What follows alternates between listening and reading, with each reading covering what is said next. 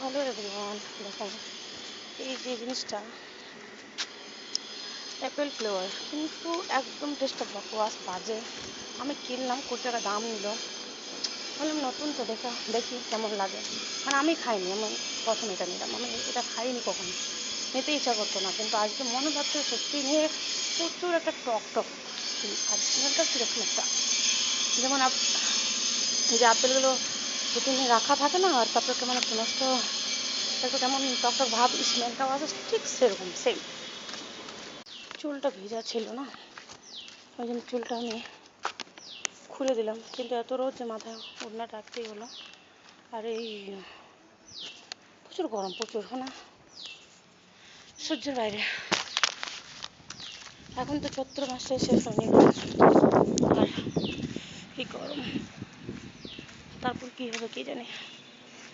তো বন্ধুরা, আমি গেছিলাম একটু কাজে, কিন্তু কাজটা হলো না। ইদানিং তো রোদটা যেন এমন লাগছে, শরীরটা যেন মানে কোনো এনার্জি নেই, কোনো কাজ করতে ইচ্ছে করে না।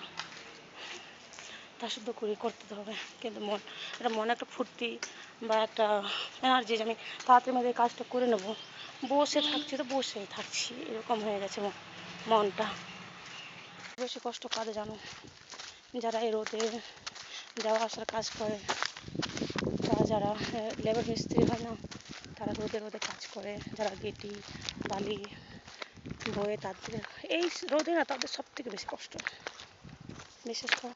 আর যেমন এখন পরীক্ষা চলছে বাচ্চাদের, তো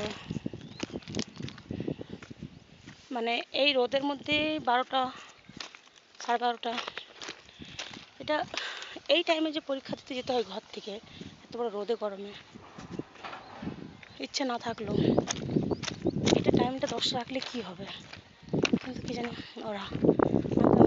বড় মেয়ের দেখি প্রত্যেক পরীক্ষাতেই ওর যেতে, ও 12টার সময় বেরোবে আর 2:30টার সময় রোদে রোদে ঘর আসবে। 1 ঘন্টার পরীক্ষা, যখন ফাইনাল পরীক্ষা থাকে তখন হয়তো 1টার সময় যেতে হবে বা 1:30টার সময় যেতে হবে পরীক্ষা, 2টা থেকে হয়তো পরীক্ষা, 4টার সময় আসবে। মানে পুরো রোদ, পুরো গরম, এরকম অবস্থা খারাপ হয়ে যায়। তো আমি ওড়নাটা খুলে নিলাম, জানো না পুরো চুলটা ভেজা, ডুব দিয়েছি তো, আর ওই অবস্থায় চলে গেছিলাম যে এত চুল ভেজা, লাস্টে মাথাটা ব্যথা করতে শুরু করেছে, তখন আমি এভাবে আর কিছুটা ওই যে দূরের